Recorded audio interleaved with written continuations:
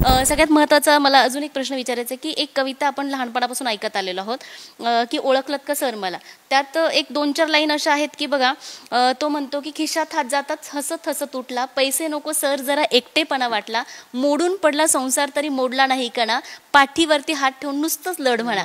तुम्हाला गुरु खरं तर घरात सगळे शिक्षक आहे, गुरु अमाप आहे, पण असे एखादे गुरु आहे की बस बाबा त्यांनी एक प्रेरणा अशी दिली की तेथून तुम्ही पुढे आला, एक उदाहरण त्याचं? नक्की. मला असं वाटतंय की मी नेहमी माझ्या गुरु समान किंवा ज्यांनी मला प्रेरणा दिली असे retired IAS Avinash Dharmadhikari sir, Chanakya Mandal परिवारचे, त्यांचं मला नेहमी प्रेरणा वाटत गेले की सरांचं काम, सरांचे प्रशासनातले अनुभव किंवा सर जे विजन, सरांचं जे विजन आहे की कार्यकर्ता अधिकारी बनवायचं, ते मला सारखं प्रेरणा देत गेलंय की मला असं बनायचंय. मला सरांचं जे विजन आहे ते माझं विजन बनवायचंय.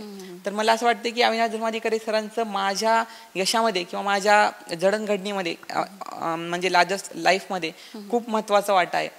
तसंच मला असं वाटते की मी ज्ञान प्रबोधिनी नावाची संस्था आहे पुण्याला, तिथं विवेक कुलकर्णी सर आहेत. मला वाटतं की त्यांनी मला खूप कॉन्फिडन्स बूस्ट केला की त्यांनी मला, मी इंटरव्ह्यूचा गायडन्स तिथून घेतला, पुन्हा चाणक्य मंडल परिवार म्हणून घेतला.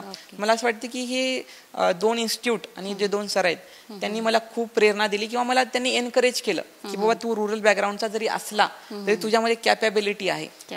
की ते मला इंटरव्ह्यूच्या अगोदर पहिल्या दिवशी सुद्धा मेसेज करायचे की बाबा तू टॅलेंटेड आहेस, तू नक्कीच चांगल्या गोष्टी केल्यात लाईफमध्ये, तर तुला फायदा होईल, तू जा, बोल्डली बोल, कॉन्फिडन्स ठेव. मला असं वाटतं की धर्माधिकारी सरांचं आणि कुलकर्णी सरांनी मला बरंच गायडन्स केलं आणि त्यांच्या दाखवलेल्या पाथवर मी चाललो, त्यामुळे मला यश भेटलं.